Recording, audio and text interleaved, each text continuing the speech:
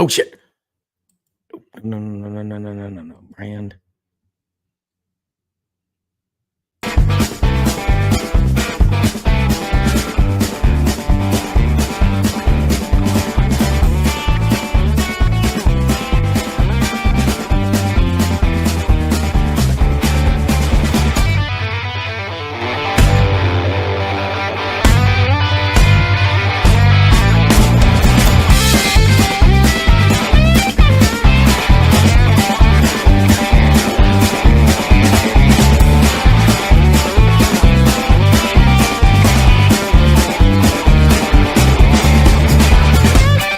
Sidelines with Rob Browne. Talk sporty to me. That's what I got.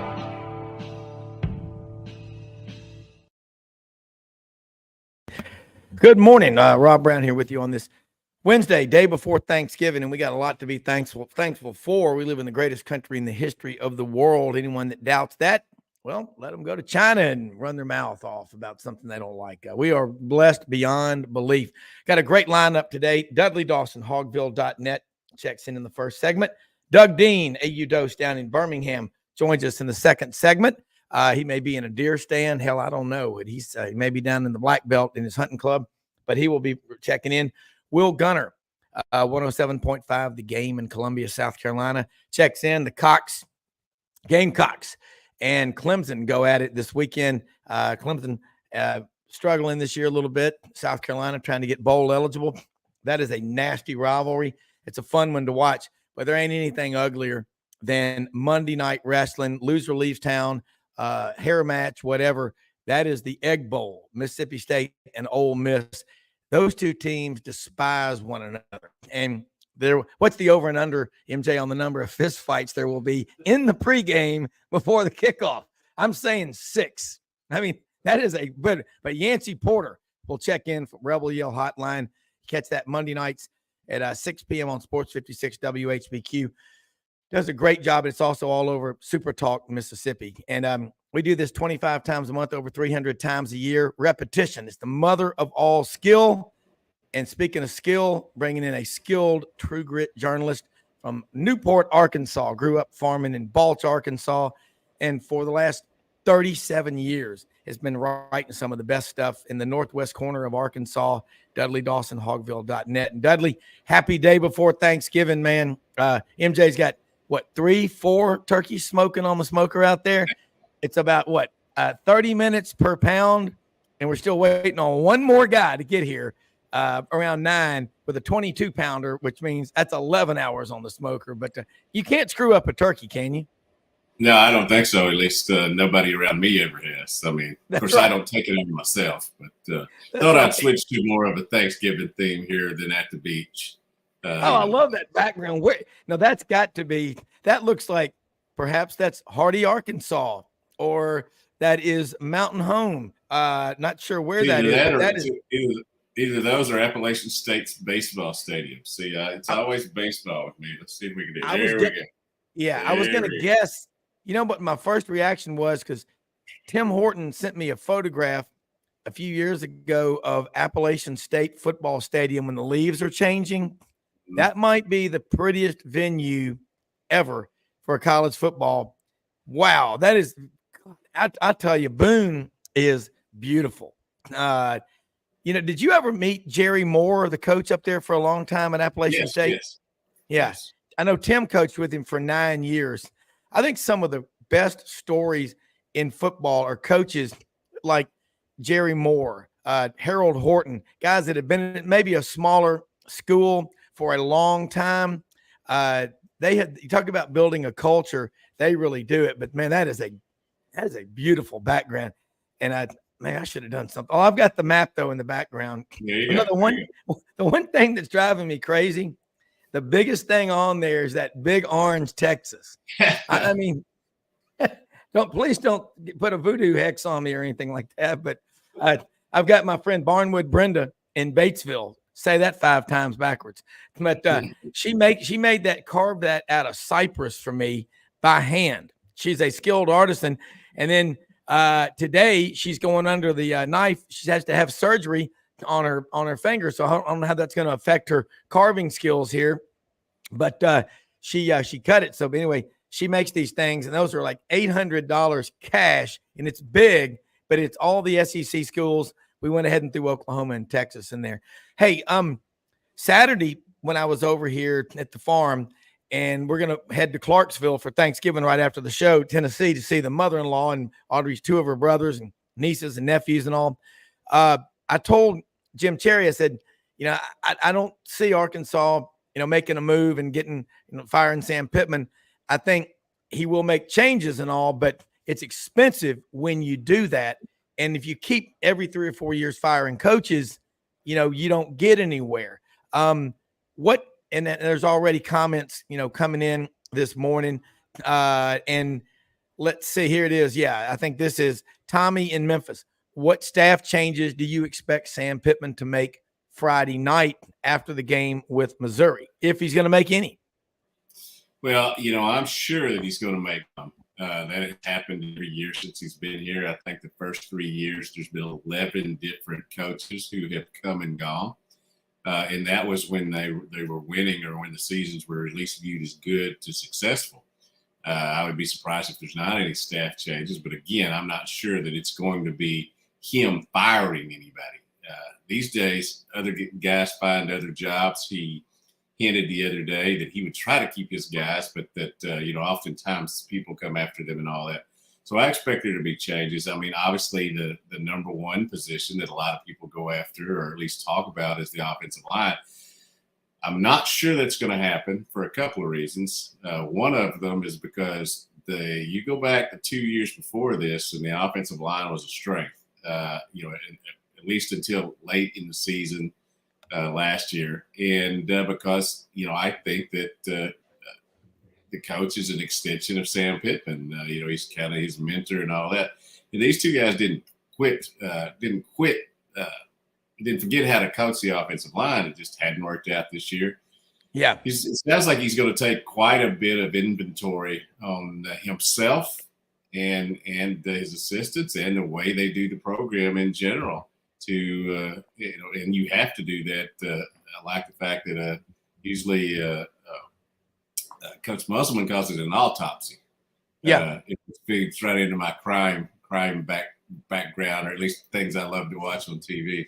So I'm sure there's going to be changes, but it's going to be interesting. Good ball game should be here Friday. Obviously, Missouri under Eli Drinkwitz has been a great team this year, top 10 team. I do expect Arkansas to come out and play well. There's no reason they shouldn't. Of course, there was no reason against Auburn and Mississippi State either. But I do expect this to be, a pretty good ball game, although certainly Missouri has to be favored. Well, they will. And what do you think the crowd will be like up there? It's the last game of the season, but the way you play, the way you walk off that field says everything about how you go into the offseason, doesn't it? Yeah, and I think it will be a decent crowd. Do I think it'll be packed? No, but I do think many people buy tickets at the start of the season and are going to be visiting family, and they have plans to be up here and have hotel rooms that you can't swap out, you can't cancel, and all those. So I think there'll be plenty of people here. I also think Missouri's going to be bringing a nice crowd. That's what happens when you have a great season and your fans are really ready to travel. 3:00 game. I think that's a good time as well. So probably a decent crowd, not a sellout crowd. Yeah. Well, Arkansas Reynolds Razorback Stadium. Did somebody tell me, was it you or I don't know who it was, are the naming rights up for grabs? Let's talk about that. That's my understanding. And, it'll be interesting to see who gets that. I'm sure there'll be some bidders because it gets written in every story. Yeah. About, Arkansas's upcoming games and stuff. It gives you a lot of publicity. It's going to be, I'm sure there'll be a nice little bidding, or maybe if you were 10-2 this year instead of, where they were, the rights might be a little bit more. But I think overall, again, in this state, there are a lot of different corporations that like to attach their name to Razorbacks, even if it's been a down season. Well, here's a question I have from one of my members at the club over here. He wanted to know all that Reynolds wrap that we use to wrap ribs and barbecue and turkeys and whatnot and such. Is that Donald Reynolds Razorback Stadium. That I know bauxite, Bauxite, is a mineral, a compound that's in the ground in Arkansas. It's what you make aluminum with. Is there a connection between Reynolds Wrap and Reynolds Razorback Stadium? There is a lot of stuff in my head, but that's not. But I'll have the internet and Google, and at some point during this show, I'm going to answer that question. Yeah, because it's just, Arkansas, you think about Nelson Rockefeller. He sent his son Jay to West Virginia, and he sent Wynn to Arkansas because of all the great natural resources in those two states. And Arkansas is a state that has oil, natural gas, bauxite. Hell, they got rainbow trout. They got more ducks than anybody. They got more rice than any other state other than California. I'm curious. That's a big deal. But I look at this. You think about the cost, and Sam Pittman, this will be his 5th year. It's hard to believe be his 5th year, but you learn a lot as a coach. He looked lost at the end of the season. He's an offensive line coach, being a head coach. Cody Kennedy, you're right, in 21 and 22 did an exemplary job with the offensive line. But then this year you start a couple of freshman tackles, and that poor guy Latham in the BYU game, I thought he was going to be stoned, in public by the fans. I hate to call out players for penalties, but I remember that the guys on TV were doing it. They do that now.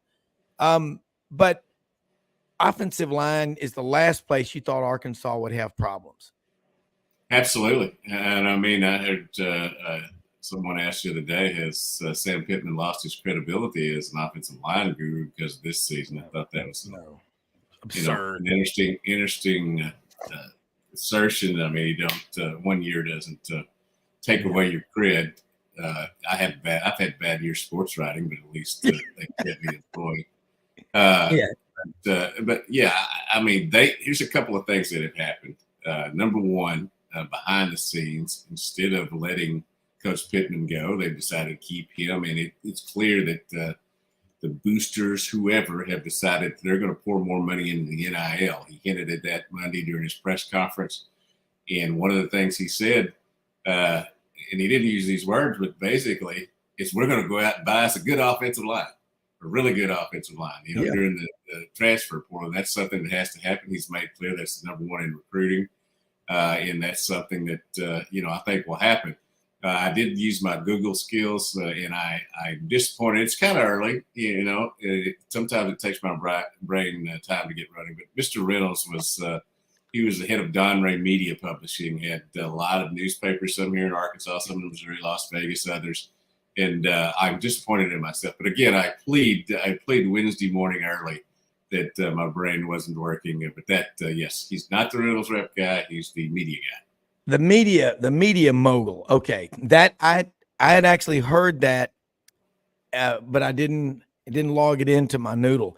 But the stadium, they did about 5 years ago, $167 million retrofit renovations on it. It's a beautiful stadium, nearly 80,000 on hand. The defense facilities are not a problem here. That's not the infrastructure, all of that.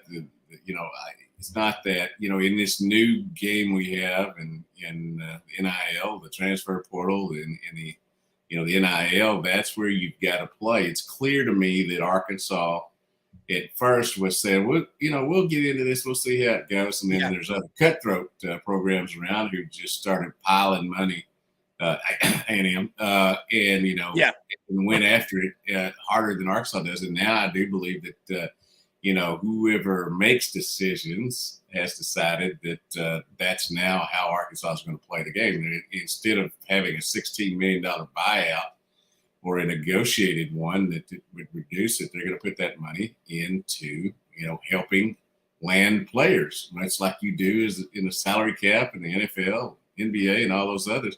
I don't care whether you like the game or not, you have to play the game, or you're going to fall behind. Yeah.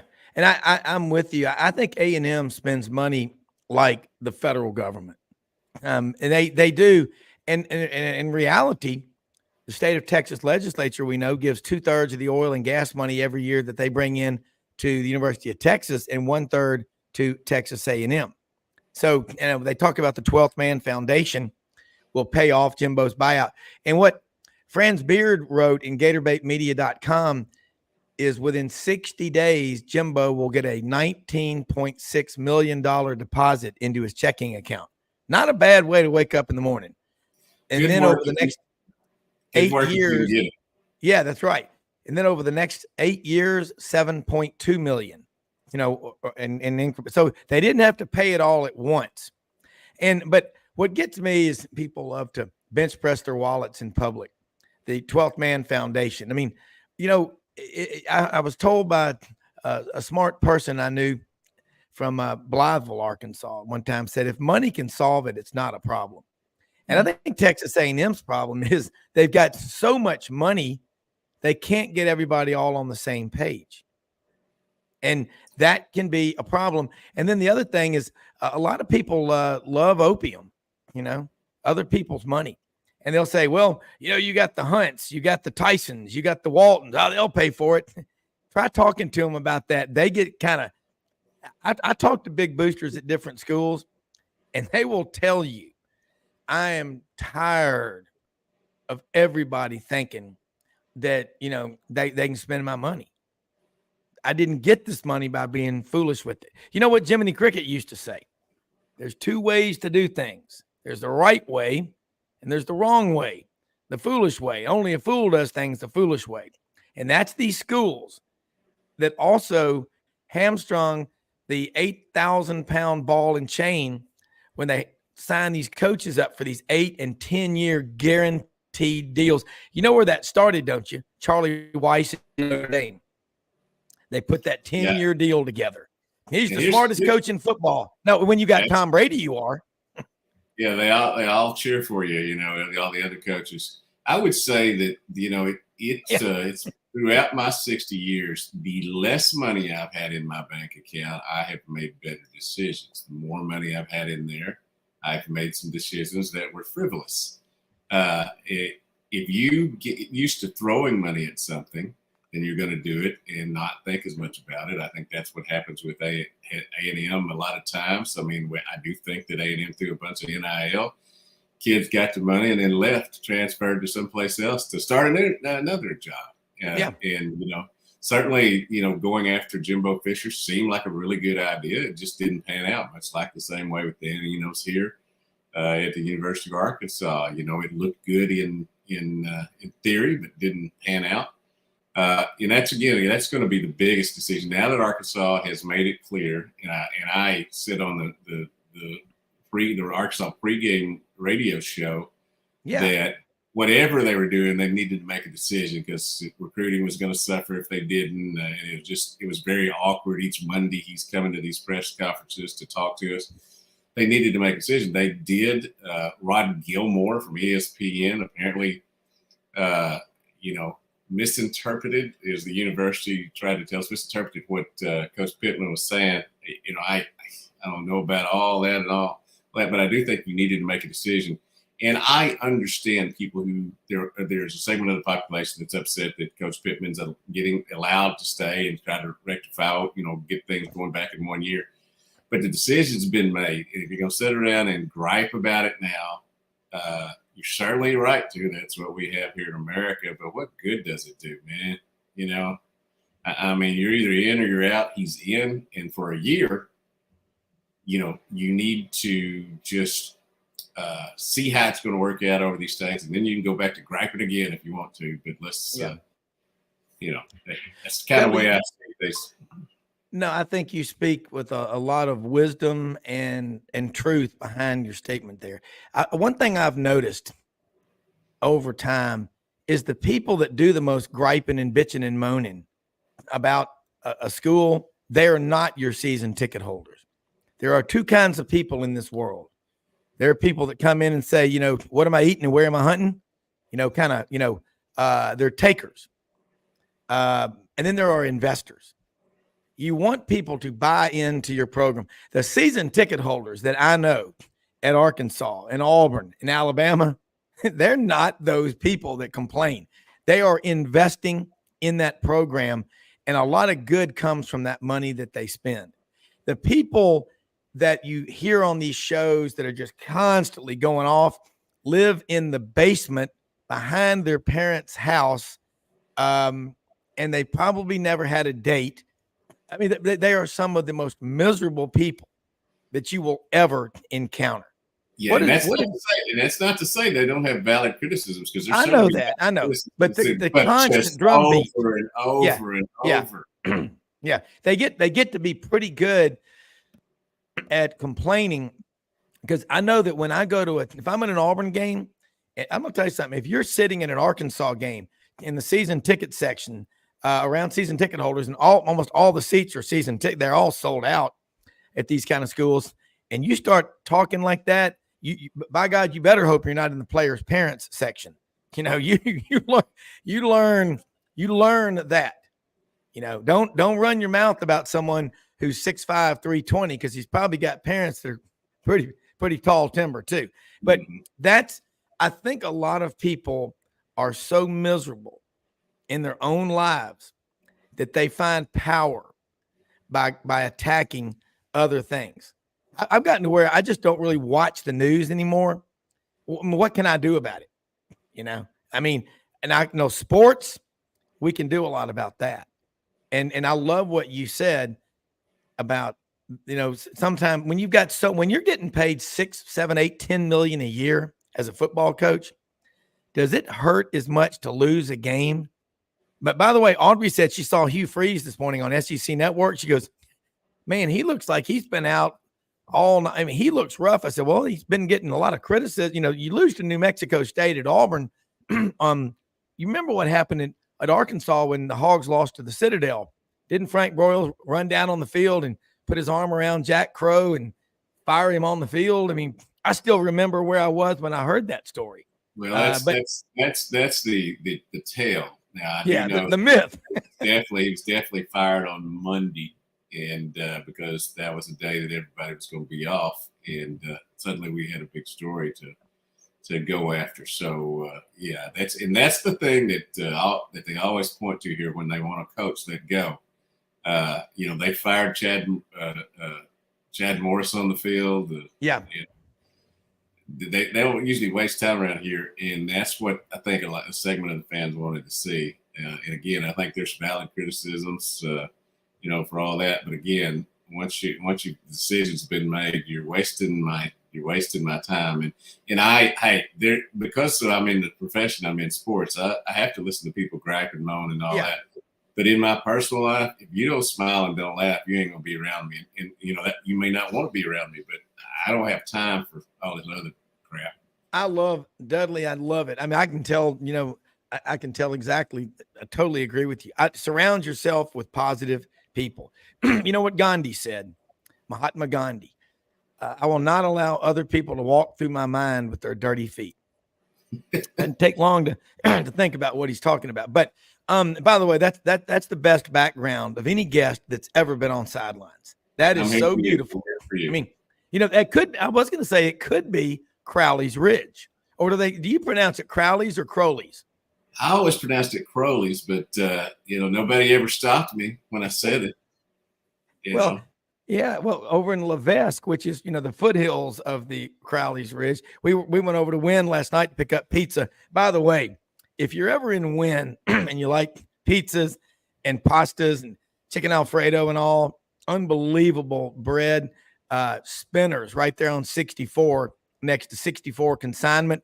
By the way, Dudley, we went in the store the other day. It's called 64 Consignment in Wynn. It's right next to Spinners, of course. I've seen it. And there's a man named Suraj Churaman. He's from Ghana, English Ghana in South America, Jamaica also.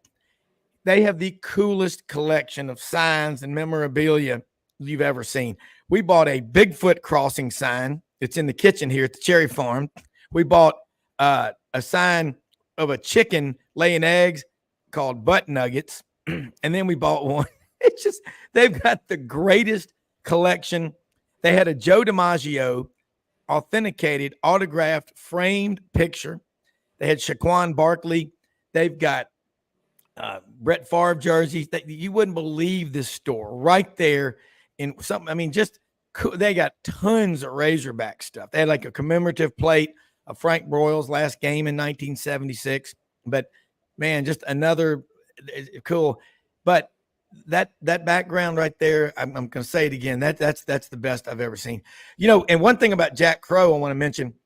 In Birmingham, he and my friend Kevin Skarbinski, the Birmingham lead, and he's on with us most every Saturday on the round table. He started along with Dr. James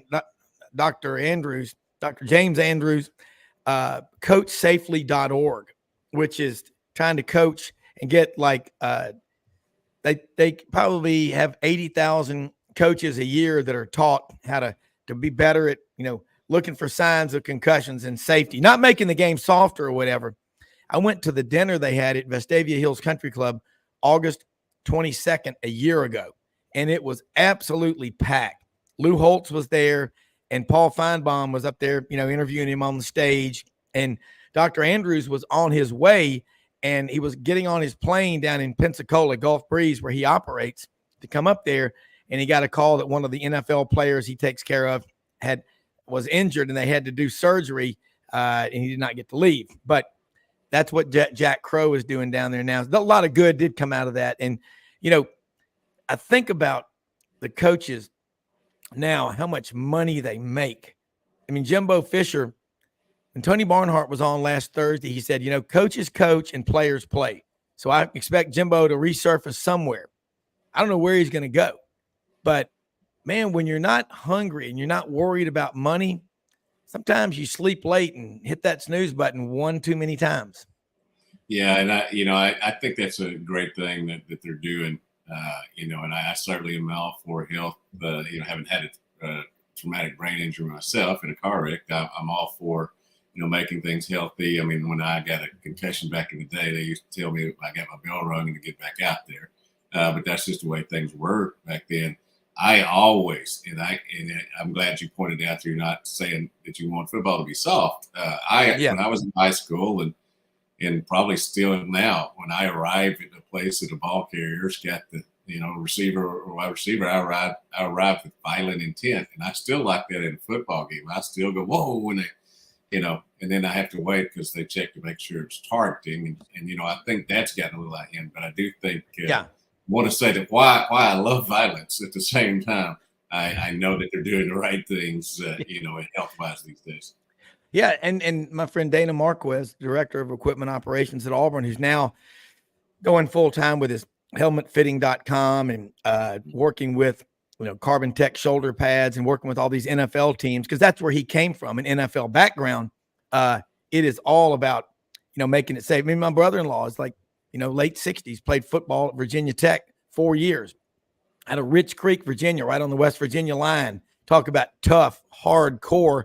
His mother and father put 5 kids through college, living up there in the mountains. That's tough living. He worked in banking for 41 years. Very successful. He's got CTE, can get the crap beat out of you. And I think he played rugby into his 50s, up there at Spikes. That was the neighborhood bar. That may have been it. But, I mean, guy's sharp. He's still my sister says you can notice. But, you want people to have a long quality of life. That's the bottom line. Dudley, stay with us if you can. Doug Dean's going to check in the AU Dose down in Birmingham. Keep talking with us. But let people, before we take a quick commercial break, know how they can follow you, because people, it is such a pleasure to have a journalist on here. And I love, and thank you so much for joining me with Houston Nutt the other day. He texted me and said, man, I owe you one, because he had to get off early, but he loved being on with you. And he said, you let me know when you want me back on, and I'm going to bring you back on next time we do. And that was a cool sign of respect. He said hello to you, as opposed to, I hate that guy, because you're fair. You're like a judge. My grandfather was a judge, and he said, grandson, you better get amnesia when you go in that courtroom. You cannot have any preconceived notions, whatever, but you're a pro, and it's obvious by the way people react when they're with you. But let them know how they can follow you, and then we'll take a break. And if you'll stay with us, we'll talk some more college football if you'd like. You bet. As my hat says, hogville.net is the website I work for. We cover all our Arkansas sports. A lot of them fired up right now. A lot of them having success. Football has not met the standard I think they wanted it to, but everything else does. And fearlessfriday.com. The day after Thanksgiving, the playoffs will continue in Arkansas, and I've been writing stories on those coaches. And as I always say, love me some high school, and that's why I've kept a hand in it, even when I've been asked to do what would many people think bigger things. Yeah, well, I love it. Over 200 high schools play football in the natural state, like the Conway, Arkansas Wampus Cats, and I would give anything for a T-shirt and a hat, a couple of them for the guys over here at the Cherry Farm. We'll raffle them off and make beer money. All right, we're going to be right back after this break with Dudley Dawson and Doug Dean on Sidelines.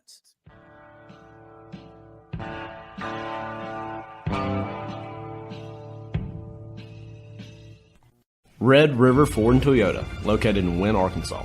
If you're in the market for a new or used car, truck, or SUV, call, go online, or drop by and see them.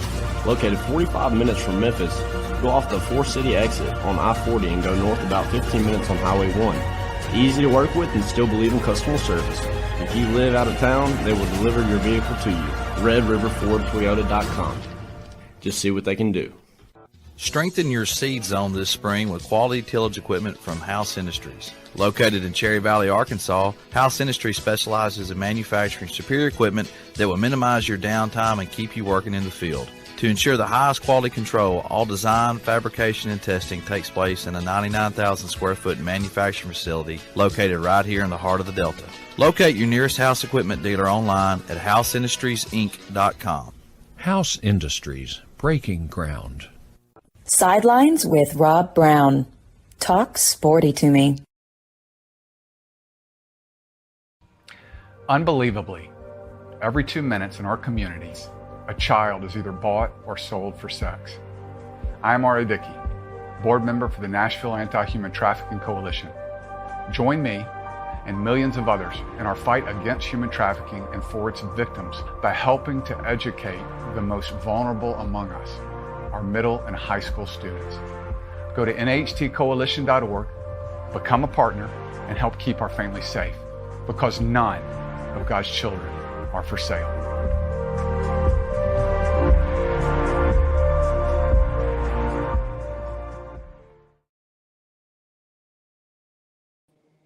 Rob Browne back here with the beautiful background, man, Dudley, and Doug Dean, beautiful background there in lovely, one of the prettiest towns in the country, Vestavia Hills, Alabama. In the hills, it really is. It's gorgeous.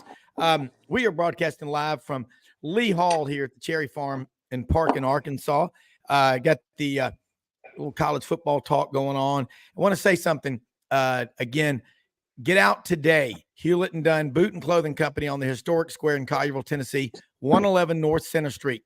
Charles Hall and his wife Laura and Raven and the whole crew are there to help. They're open Monday through Saturday, 10 a.m. to 6 p.m. Starting this weekend through Christmas, Sundays they'll be open 1 to 5 p.m. Largest collection of duck heads anywhere. Second largest Filson dealer in the entire Southeast. They got Devil Dog jeans. They've got over 7,000 pairs of men's and women's boots. They've got STS, Western wear, great looking luggage, Filson luggage. They've got Pendleton and Schaefer. By the way, Schaefer Outdoors, they are the wardrobe consultants to Yellowstone. You can get Rip's jacket there. I got it, man. It's cool. And it's about half what it is at most places. And it's that waxed canvas. It's great looking jacket. Again, Ariat, they've got Wrangler. They've got the Rock Mount shirts that Elvis Presley wore, Ronald Reagan wore, and Bob Dylan still wears. So get out there, hewlettandunn.com on the historic square, Collierville, Tennessee. Doug, it's Dudley Dawson, hogville.net. We've been talking some college football. Let's get your thoughts right now. We know something happened on the Plains last Saturday that fans were, a lot of things have been said. I know you took off a few days to just absorb it. Let's get your thoughts now. What's changed? Good morning, Rob. It's Dudley, right? Yeah. Yes, Dudley Dawson. Go Hogs. I want to compliment, and I'm sincere when I say it, Arkansas decision makers, power brokers for keeping Sam Pittman another. He's had success there already. Stuff happens. What is today's lesson, guys? is nothing new, but it bears repeating. Unless you are, probably Georgia, lately Alabama, I'm not even sure you can throw Ohio State, or Michigan had trouble with Maryland. And, it was so tragic, an injury for Florida State's starting quarterback. Jordan Travis, yeah. Just not fair when it comes late in the season and he had such big visibility games ahead. And I hope Florida State is given the opportunity to show that they're still a team if they go out and perform. But if you're not those two teams I named, you can add a couple others if you want. You simply cannot afford, Rob Browne, to go out and have a slow start or be flat or have all the excuses. And I guess Auburn people should give Arkansas a sort of a left-handed, gee, thanks a lot. That Arkansas game, just the way games can go sideways, it happens. You start to lose momentum and the other team gets hot. Auburn is not remotely that much better a team than Arkansas. That Auburn caught a very hot Auburn, caught Arkansas on not its best day for whatever reason. And a week later, you get the same thing in Jordan-Hare Stadium of all places. Rob, that was a football brand damaging loss. I mean, I don't want to make more of it than it is. Yeah. Because, Michigan fans probably aren't bothered too much right now by that Appy State loss a while back, right? I don't think you could find a Bama fan that is too upset about Lamo debacle in 2007. And I'm not in any way comparing Hugh Freeze to Coach Saban, and because Saban had already won a national championship at LSU, and he certainly had a pedigree. But it's just the lesson over and over. We have players, even coaches have to learn it, that you just don't have the luxury of going into a game not ready to play max effort. I don't care who the opponent is. And by the way, this won't be popular, Rob, and some will call it excuse making. My lying Auburn eyes did not see a New Mexico State team that looked like a 1-11 team. They looked like they are very well coached. Jerry Kill out-schemed the living hell out of this Auburn coaching staff on both sides of the ball. And sometimes schemes matter. And, wouldn't it be fun if we could play virtual reality with athletes and teams? I'd like to take Diego Pavia, a name that will live in infamy in Auburn, and throw him on that Georgia national championship team a year ago. I think Georgia wins the national championship with Diego, just like they did Stetson Bennett. Is that what you saw, Rob? Yeah. Or am I excuse making? No, I mean, Auburn, it was disastrous. And this I love this one from old man Browne. I was there in 1950 when Wofford beat Auburn. That's the standard. You have to go back 73 years to that game. And yeah, it was, I mean, Dudley, you're and I agree with what Doug said too. Auburn's not remotely that much. It was the perfect storm with Auburn catching Arkansas the week after going on the road and winning for the first time ever in the swamp. But Auburn Rob, Auburn felt way too good about itself after that. What was, looked like a complete game, long awaited complete game in Fayetteville. We were never that good, and that's not a slap at all at Arkansas. It's just funny how and by the way, when you're throwing these 20 portal kids onto a roster and you really haven't had time to let them get their attention at what the standard of play should be when you're at a place like Auburn or other SEC schools. So you're right, it was a perfect storm. But the nice thing about it is there's only one thing you can do to start to fade that disastrous memory, and that's go out and win a big game. And they don't get a lot bigger, at least for Alabama, this coming Saturday. Yeah.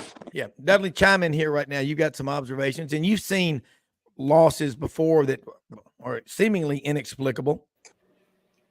Yeah, a couple of things I'll say. Number one, I think don't get me wrong. I think Hugh Freeze is a really good coach, a really good, maybe to great coach. And I think he's going to do great things with Auburn. But I do think New Mexico State was a little bit better team than we all thought. It's not like they haven't been successful this year. And I do think that Auburn not only had to be feeling good about what it did at Arkansas, but was also feeling good about taking out three teams that were maybe the three worst teams in the conference, and I think that gives you a false sense of security. Is y'all been saying you've got to show up every week ready to play. This is not the old college football. There's parity because of transfers all over the place, and Jerry Kill, has always been a great coach. He's had some health issues, and I mean, it's hard for me. I don't root for teams and all that. It's hard for me to not, be proud or happy for Jerry Kill for what he's gone through. And I did think, his statement about taking 1.8 million, back home was, that's the big thing. The win is great for his program, but 1.8 million to get to take back there to New Mexico State, which has never really been a team that, you can say has been on the national scene. I just think I feel good for him, even though I don't root for teams or, in any situation. Yeah. Doug, I mean I remember when he was at Minnesota, he had the stroke. And so I admire he's tough as nails. And Doug, you and Dudley are both gifted with the pen. How do you dig your way out of a jam? You win your way out. That's all you can do. And by the way, the word humiliation, we like to avoid it. But I don't know about you guys. Dudley's a younger guy from the looks of it, but try to avoid. I'm 60. That's young. I got the big birthday coming up in a couple of weeks, but it beats the alternative. So don't complain about birthdays. That's right. You try to avoid humiliation in life. You're not going to succeed at that. So the question is, can you make it a useful you're either getting better and you're either learning or you're losing. And Hugh Freeze, if he's who I think he is, this coming spring, it's probably too close to the Iron Bowl for it to be very useful. They supposedly had a really, really physical practice yesterday, and it'll be interesting to see. Not the question, can Auburn win? I think that's highly unlikely the way Alabama's playing. Although, we've all seen what Jordan Hare can mean to the momentum and pressure on a team. Interestingly, over Saban's career, when the games are played in Bryant-Denny, Alabama's scoring average was 43 points, and it's about 15 points lower than that when the game is played in Jordan Hare. Now, some of that you have to adjust for. Were they just better or worse teams? That it helps explain that. But the thing I'll be watching for is, does this team come out and look like they play with max effort? Is there some fire on the sidelines? You can't reinvent who Hugh Freeze is, but he seems a little too composed, if there's such a thing, on the sidelines. In key moments, I'd like to see him show some fire, whether that's at the referees walking out on the field, getting a flag that maybe fires his team up, or getting animated with players to give, superhuman effort. That's part of coaching.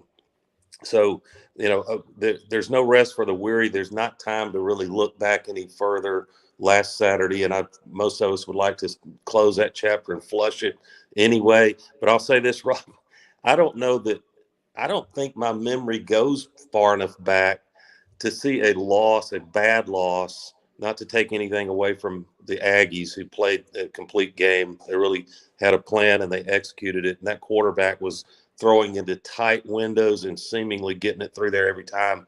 But I would like to, I'd like to think that this Auburn team can line up and defensively slow Alabama. And I want to see Jalen Milroe handle the pressure of that stadium at fever pitch, which I can promise you it will be even after this loss. And if Milroe does that, I've been singing Alabama's praises for over a month, if you've noticed, Rob. They've gotten a little better every week. And the issue was, do they have offensive answers when they play good teams? And they certainly, if they had answers against LSU, they've had answers dominating Kentucky. So I think it's going to be a 3-quarter game. I think what we'll see is Alabama's depth and elite talent, top to bottom, especially defensively, is just too much to go toe-to-toe 4 quarters. Now, then what sets up is, and you saw it on the selection show last night, are we about to enter chaos in this selection committee process? It sure looks inevitable, doesn't it? Yeah, it does. And let me throw some statistics real quick at you. And Dudley, I want you to come in. Stuart Carter, my friend, he called yesterday and texted me this morning. Stat Tiger. A lot of people know who he is. On Auburn Undercover, the 2023 Auburn pass offense ranks 32nd among the last 32 Auburn offenses, 1992 to 2023, when it comes to producing pass plays of 15 plus yards. They currently average 1 every 8.1 attempts, with the average ratio being 1 every 5.6 attempts. They, however, rank 8th among the last 32 Auburn offenses when it comes to producing pass plays of 30 plus yards, with 1 every 16.1 attempts. The average ratio from 1992 to 2023 is 1 every 19.9 attempts. It's a possible indicator of a lack of an intermediate passing game. Dudley, I like that. Yeah, I do. I wish they were better. You know, I've heard people say numbers lie and numbers don't lie. Well, you are what you think you are. I mean, you are what your numbers say you are most of the time. And I do think that Auburn, you know, coming into the Arkansas game, you know, had been having some consistency problems with Peyton Thorne. He had a great game against Arkansas, and you know, some quarterbacks have been able to do that this year.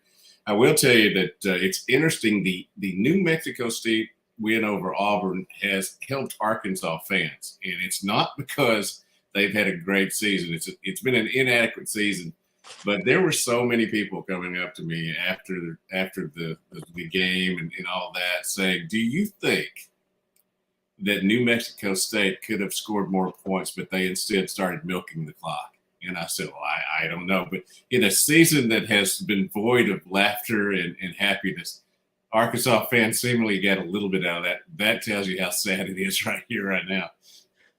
Yeah, and, you know, just kind of airing the laundry out, looking across not just Auburn and SEC, but pretty damn big rivalry game in Ann Arbor. Yeah. I don't. It's going to be interesting to see how much head coaches, in fact, matter in game. And you say that sounds stupid. Of course they matter. They absolutely can make critical decisions. When to try a fake punt. Kudos to Jerry Kill, the most obvious fake punt call coming out of the third quarter TV break. It was obvious to everyone except the Auburn coaches and players. But yeah, Ohio, I think advantage Ohio State, even though it's in Ann Arbor. But if whoever loses that one is out, and then this back to the chaos. Goodness gracious! If Alabama beats Georgia, that sets up is a real major debate. And then let's go ahead and play what if here. Oregon beats Washington. Yeah. You got a slew of one-loss teams, and let's go ahead and say Florida State does not lose. You got a slew of one-loss teams, and their heads are going to be exploding in that selection committee room, because you know do you go by who looks the best lately? There are 4 or 5 one-loss teams. You're going to put Ohio State in if they win. If Washington wins, obviously they're in. Alabama beats Georgia.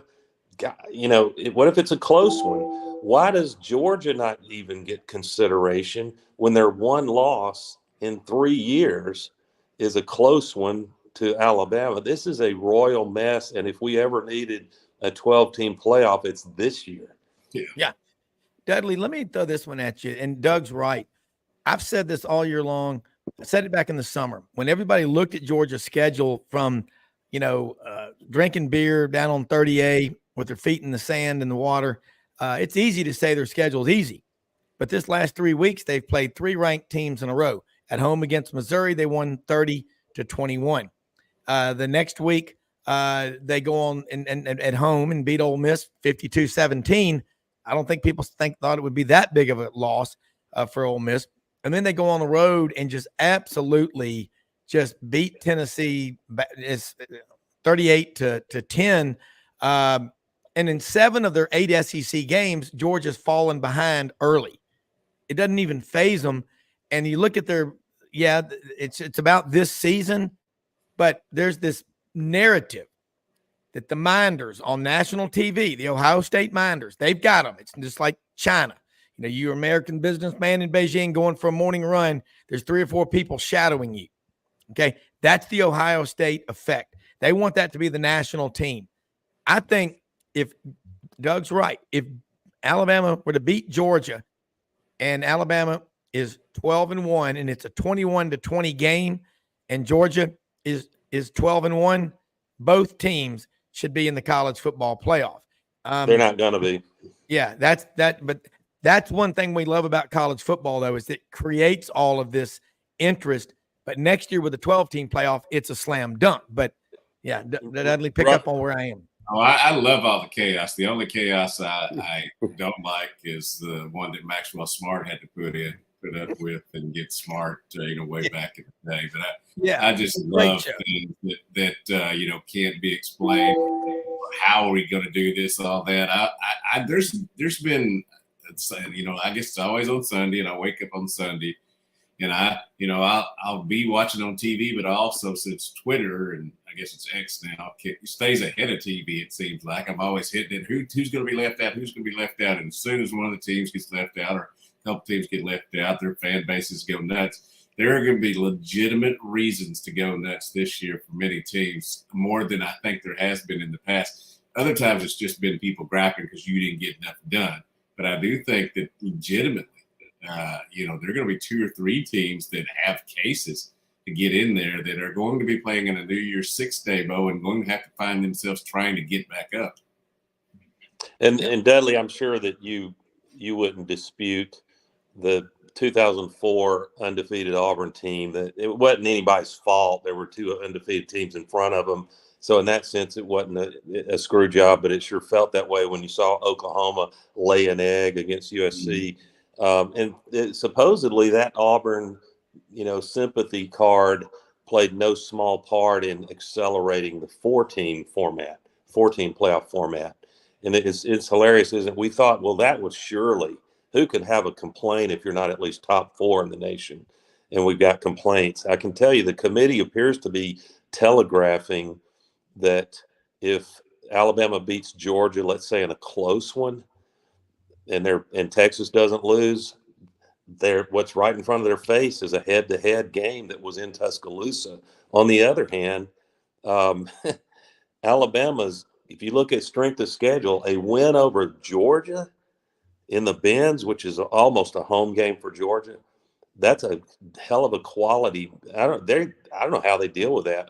The easy way for them would be to say, well, y'all have already played. We need a tiebreaker. We've already got it. Texas gets the nod.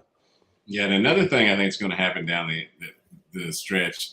I know they're they would say this is not the truth, but because of all the stuff going on in Michigan, if there's a close thing and Michigan's there for 4th, you watch them give it to somebody else, and I can't say I wouldn't do the same. Michigan was, oh no, we didn't, no, we didn't, and all of a sudden last Friday it's like, oh, okay, we're good, we accept the penalties, all that. So clearly, and I think that goes on more in college football than we probably know, but I can't help but think that's going to be a factor in all this too. And I don't know who to this game between Ohio State and Michigan. Most of the country hates both those teams anyway. Who's gonna hate less on Saturday? Hey, Rob, A&M, Texas A&M has not hired a coach yet, have they? They have not. Okay, keep an eye on this. The fun begins tomorrow night. The Egg Bowl. It's hard to give Mississippi State much of a chance, but that is a tough rivalry. You never know. But Jeff Traylor, Texas San Antonio coach, has a big opportunity, not just to win the American Athletic Conference title against 10-1 Tulane, Rob and Dudley, but if he wants it to be, I'm sure he's trying to block it out, but if he's still in good consideration for the Aggies job, that's a pretty good audition. If you can go in at 8-3 Roadrunners, go in there and find a way to beat the Green Wave. So I'll be watching that one with a little bit of interest in terms of the coaching carousel in the SEC. Yeah, Coach Jim Traylor was here at Arkansas for a while. Great dude. He seemed like a really good coach. Obviously he's gone down there and proven it at UTSA, and you've got to he's I guess he may have already interviewed you. At least that's what speculation is.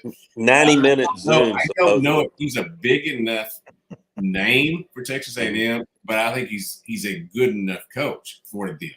And I don't know how that'll play itself out, but whoever gets him next, and he's not going to stay there, even though he's done a great job there, but whoever gets him next is going to have a great one. Yeah. Well, look at San Antonio. That whole city is all in on the Roadrunners. I mean, look at the home games, those uniforms. It's an electric atmosphere. Doug, I'll tell you a coach who I think would be an ideal fit at Mississippi State is Willie Fritz at Tulane. Yeah. You talk about just a blue-collar, hard-ass, hard-working guy that's done it at every level. He's had success. And when you can win at Tulane with the academic standards that they have, and he knows that's the recruiting footprint that Mississippi State wants to get into, that's a good one for him. And both of y'all, how exciting next year. March Madness, it's going to be basically December hysteria with the 12-team playoff, Doug, next year. Are you Write kidding? the lead story for that one. Yeah, no, of course, we'll be sitting here, the three of us, I'll just go ahead and call it right now. We're going to be sitting here a year from now, and we're going to be debating how in the world can the selection committee not put 4 SEC teams? This is a travesty. Yes. LSU, and I'll just go ahead and say Auburn, Dudley, you can say Arkansas. LSU and Auburn only have 1 loss, and they're going to lock us out because Alabama and Georgia – no, let's make it Alabama and Oklahoma played for. Are we even going to have a conference championship game? We're not having divisions. I guess they'll go with the 2 highest ranked teams, right? They will, yes, yeah. I don't think I'll be. If Arkansas has just 1 loss, I don't think I'll be sitting around worrying about that. What I'll be doing is finding out how much more Jimmy Sexton's going to get from the University of Arkansas if Sam Pittman only has one loss against that schedule next year. I'm just trying to lift y'all up in Thanksgiving week, Dudley. Yeah. Well, the thing is the interest in college football, what's always made it so interesting is, and I've got this sheet that I did going back to 1962, and I pulled up the national champions. And it's really cool when you look at this. Since 1962, the Pac-12 has had 6 national champions since 1962. The SEC has had 24. Okay. The Big Ten has had 7. The ACC has had 7. The Big 8 had 8. Big 12 has had another 2. Independents have had 6. The Southwest Conference had 3 for Texas and 1 for Arkansas. But the thing that really sticks out there is the SEC in the last 60, since 1962, 24 national championships. And now look, what 2 schools have the biggest endowments? I'm not counting Harvard and the Ivy League schools. A&M is about $19 billion. And as Franz Beard says, only God and the Longhorns have more money than the Aggies, coming in at just $1 over $42 billion, Doug. That's a lot of money, but it ain't getting national championships. 1 since 1970 for Texas and none for the Aggies. I'll tell you, I don't know how you navigate issues between the Supreme Court and how they've telegraphed how they would rule on any NCAA adjustments to how NIL works. But my goodness, we're about to become the NFL with the super conferences amounting to an NFC and AFC. And if you look at what I'll call the salary cap, we are, to your point about where the money is, Rob, we're going to have a highly unlevel and not very level competitive playing field if there aren't some sort of restrictions put on, annual NIL spend that goes to athletes on the roster. Now, if you do that, Supreme Court, I'm not a lawyer, but they may rule that that's restricting a player's ability to be compensated for his name, image, and likeness. But what we've got right now is worse than the NFL because there's not even a salary cap. Yeah. Dudley, weigh in on that. Great point made by Doug. Serious point. I've said for a long time that college football hasn't been a sport in quite a while. It's been a business now. It's just further escalated to the point to where not only do you have some sort of salary structure, but you also have a situation to where you're waiving kids with the transfer portal. I thought it was interesting. Coach Pittman said Monday, how he wants to revamp the roster a little bit, bring in some offensive linemen and all that. And part of it, he's a truthful guy. He's not the best in press conference situations sometimes, but he said, the kids that we want to keep around and we think are good people, which kind of tells you the situation there. I think it's interesting. It's just like pro football now in that you have 1-year players. It's not like it used to be where everybody comes and stays for a while. If the kid wants to leave, he can. If the coach wants to let him go, even though it's my understanding you can't specifically say, "Hey, dude, you're waived." There are ways to get around it, by saying things like, you played 3 snaps this year. You're not gonna play that many next year. You may want to go look at the better situation. I'm not waiving you. I'm not telling you got to go, but I'm just saying, maybe you ought to look at different situations. Well, what's happening now in college football, Doug and Dudley, is it's like migratory birds. I'm going to play here in the fall. I'm going to migrate here in the spring, and I'm going to migrate here in the summer. It's hard to build a culture full of people who have not fought and bled with you together. There's nothing like a locker room full of guys that have been together 3 or 4 years, 5 years, okay? They will fight like hell and not give up anything that they fought for.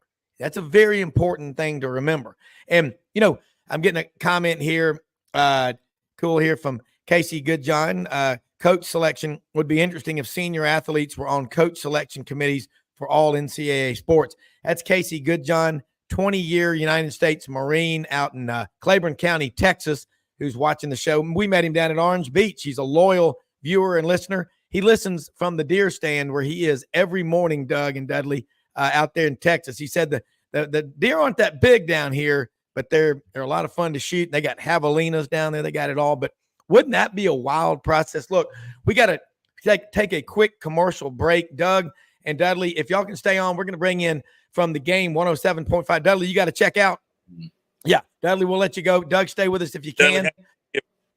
Yeah, and Dudley, have a happy Thanksgiving. We're going to take a quick break, be right back with Will Gunter from 107.5 The Game in Columbia, South Carolina, also in Marion and Florence and Myrtle Beach and around the state of South Carolina, right after this quick advertisement from one of our sponsors.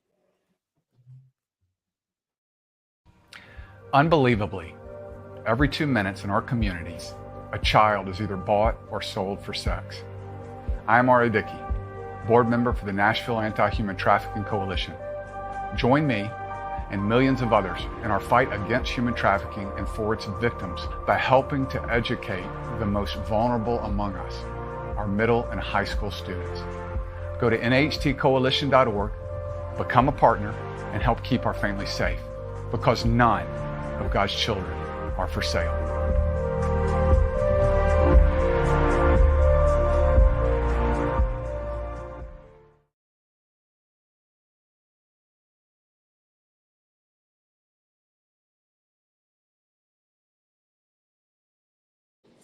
Hey, let's bring in Will Gunter, and we got the stage lights on here. Looks like my headsets are coming undone on here, man. I don't know what happened there. But Doug Dean, AU Dawson, Birmingham. This is Will Gunter, covers the Gamecocks, and over there in the Palmetto State. He's got a great statewide show on every day. And Will, we had a good discussion there. Dudley Dawson was also on there, hogville.net. In this college football playoff, man, I mean, right now, your Gamecocks are trying to be bowl eligible. Auburn's bowl eligible, and then they go out and just get pounded by New Mexico State. I don't know. I wish they would have waited to make that announcement, but they knew it. But anyway, it is what it is. Kind of lay the groundwork for this is what, year 4 for Shane Beamer? Three. Yeah. Okay. Year 3. Okay. Just 21 was the mayonnaise bowl. Okay. 21. Yeah. You know, his team. One, I was going to just say, oh, okay, I thought you were going to ask me. I was going to say, thank you for having me today. As you can see, different surrounding. We have a Thanksgiving tradition here at the LJ's Par and Grill Bar where I'm at, where on the day before Thanksgiving, they smoke and grill and deep fry hams and turkeys for everybody. So it's right after the radio show. I've sprinted up here. So if you see action behind me, as people are filtering in, we'll have you might see a lively little crowd here. Hey, I can smell it. It's Dude, I was just outside. It is incredible. It's something we started years ago, and now they do an incredible job. So I've moved the radio show here today. So yeah, you're gonna get a background full, some good looking women behind us walking around, the bartenders, and so I apologize for any action that takes away from the show. No, that will only add value. Doug Dean, comment. Good. Well, good to see you, brother. I'm a Shane Beamer fan. He got my attention when Auburn. Doug, deadgum iPhone alarm. Yeah, okay. Here we are. Well, no, I think it's great. Doug will be right back with us, and I think you're at that place there. You're in Columbia. What's the name of the restaurant that you're at right now? It is LJ's Par and Grill. So through this window behind me, they've got a driving range. We consider it a redneck Top Golf, but we do a lot of events here. Have a blast. A couple weeks ago, we did a big colon cancer benefit for a good friend of ours that comes up here, Andrew Howe. It was really cool. We raised close to $30,000 for him for medical expenses, flights, hotels. He's trying some different kind of procedures, I guess, that maybe a little bit different to try and continue his life. But a great place up here, and like I said, they're out back. It'll start to pick up here in a little while. Kind of for a lot of us locals, it's a neat little kind of family Thanksgiving get together up here. And like I said, you'll see probably a bunch of kids show up, depending on how long we're on here. They'll just go outside and hit golf balls. Absolutely, man. Doug Dean, jump back on here with us. LJ's Bar and Grill, Columbia, South Carolina. I love it. Great calls too. Oh, that's a really fun and cool part of the country here in the South where you are. So good to see you, Will. Sorry I lost y'all for a second. I was just going to say I'm a Shane Beamer fan because of the pedigree he's got, and I think nowadays there's a lesson to be learned about when you start changing coaches every 3 or 4 years.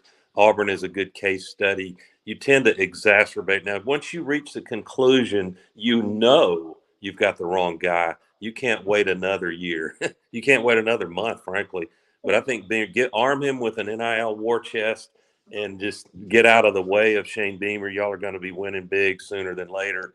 Rob, before I cut out on the subject of NIL, I can be critical of it in terms of it being a need to have equal or similar or limits on salary caps, if I can call it that, the NIL total spend on a roster. At the same time, there's the curious case of Saraland, 5-star wide receiver, Rob and Will, in Alabama. This is a elite wide receiver, class of 2025 kid. He's committed to Alabama, but there's growing smoke and possibly some fire that he is leaning toward Auburn right now. And there's some on the Georgia message boards, which I tend to give a little credence to because they would have no motivation to mislead that he might be flipping to another school. They're talking about he may be considering reclassifying the 2024 class and signing or committing to Auburn because of stupid NIL money. The reference made was that Auburn is considering giving him quarterback level money. And if Hugh Freeze pulls off that kind of wide receiver class, it would look on paper like maybe the best wide receiver class in the SEC. Then I'm going to be watching. I may ask Hugh Freeze to look better in 2024, not 25. So, NIL, you can love it, you can hate it, but if you're not playing the game, this would be my advice to Dabo Swinney, who's been cynical about it, then you're going to be falling behind in a hurry. So I'm going to watch And I shared that about Williams only because the narrative after that debacle against New Mexico State would be, well, this is going to kill Auburn recruiting. Well, it turns out from the big fish I'm talking to, most of these kids could care less about you having a bad year. They're looking at, do I like the school? Do I feel comfortable there? And if they see that you've got problems on your roster, they look at it as, well, I can go there and play. We're going to win big because me and my homies are going to play at a school. So that's what Hugh Freeze is trying to sell these days. Yeah, I agree with you, and you can put that one in all caps. It's true, and Will, I'm a Shane Beamer fan because I'm such a fan of his father. Because all my brother-in-law and my two nieces and nephew all went to Virginia Tech, and so I'm a big fan of that. But Doug, look, I know you said you got to get rolling to a thing. You going deer hunting tomorrow morning before you serve the turkey? I made timing is everything, and mine lately has not been the best. My youngest daughter goaded me into ponying up for an epic Iron Bowl weekend party hosted at my Lake Martin place. And the problem with it, Rob, is one of my son-in-laws, you remember Kyle, good Bama man, and my youngest daughter's boyfriend, good Bama grad. So I'm going to fund at no small expense game weekend, probably so that these Bama fans can enjoy the hell out of themselves. Love to be wrong about that. And Jordan-Hare does bring a little voodoo that you have to pay attention and see how it goes. But just want to wish everybody listening, Will and you, Rob and Audrey, wish everyone a happy Thanksgiving. Ditto to y'all as well, and I'll be talking to you. But thanks so much. Look forward to doing this again, and hopefully you can join us Saturday. But if not, we'll do it next week. You got it. See you, man. All right, you bet. Will, again, I think it's great what you're doing there. LJ's Bar and Grill in Columbia, South Carolina. Hey, it's a play of par, PAR, par. That's what we joke about. Nobody up here makes par, or par is the number of drinks you have to start. 3, 4, Absolutely. 5. But yeah, it's a good place. Yeah, they cook a lot of ribs and barbecue and butts and brisket there. Yes. Yeah. The owner here is very adapted. Ribs, brisket. We come at this again. Good little local spot. You can see the TV behind me. We got TVs all in here, and neat little place and really cool little thing that we do today and put on, and hams. And I think if I grab the sheet real quick, it looks like 23 smoked hams, 20 fried turkeys, and it looks like about 9 smoked turkeys. So you can do the math on that. 23 smoked, 23 smoked hams, 20 smoked turkeys, and I didn't hear any brisket in there. Now that's for every pound, it's an hour on the smoker. That's what the experts tell me. So it's the party's kind of outside right now. They're all outside. They're having a good time, I promise. Gotcha. Now you look at South Carolina this season. This is year 3 under Shane Beamer. What is it that's going on there? The offensive line. Everybody's got problems on the offensive line. These skill camps, the 7-on-7 camps, it's all about the wide receivers, really. I mean, can you name the top 5 high school running backs that everybody's after? I mean, it's all wide receiver now. I mean, you heard that about Auburn. They could potentially sign, if they can flip Cam Coleman and get Ryan Williams to reclassify. His father played at Auburn for Tuberville, and he's committed to Bama. But if they were to do that and sign 3 5-star wide receivers, that's never happened at Auburn. That's like having a great hockey team at Ole Miss. I mean, made up of only players from Mississippi, because you could bring them in from anywhere. Yeah, look, Hugh Freeze is going to attract talent. There's no question about that. There's a track record. There's a pedigree. The NIL money at Auburn, I'm sure, is on solid footing. Is it the best in the nation? Probably not. But no, the NIL money. It's going to be interesting. I was reading an article. I was looking to see if it's still on my tab here about the evolution of college football and the power schools breaking away and revenue sharing that could occur between the school and the players to get away from NIL, to at least have everybody competing on a equal basis. Now, personally, I would love to go back to that. Why? I liked it better when we didn't know who was being paid, right? Like whoever's donors wanted to. But I mean, that's fine. Now it's a little bit more out in the open, and so your rich donor can just say, all right, $3, $4, $5 million, whatever. I still say that there's going to be an ROI on this at some point. Rich people don't get rich by throwing money away. Nobody throws money away without getting a return. So it's all cool and neat right now to throw this money at this wide receiver or at Jaden Rashada, who's now at Arizona State, to throw it at Nick Amalama-Leva at Tennessee. Spencer Rattler. Rich people aren't rich because they're spending $2 and $3 million on 6-6 football teams. Their interest goes elsewhere. Their interest goes into another investment when they decide this one hasn't worked. And so with all that being said, I still think there's going to be a correction in the market to this when some of the bigger donors get tired of not seeing their schools in the playoff or not seeing a kid live up to the hype. There's a lot of talk about certain kids that I'll just say at South Carolina, there was one particular kid who basically, it's a rumor, but it's strong enough that I believe it because I know where it came from. But there's one particular player who basically looked at the coach and said, hey, I've got my bag and I've got my truck and I'm not going to travel this weekend because I want to preserve my red shirt. Good grief. Like, how often have you ever heard that? So there will be a correction. I think what's going to be interesting is how they correct the transfer portal. I actually think the transfer portal is a much bigger issue than NIL. I think if you could eliminate one of the two, you need to eliminate what's going on with the transfer portal. Too easy for kids to market themselves for big money. And you're kind of asking what's going on with Shane Beamer as they close out year 3.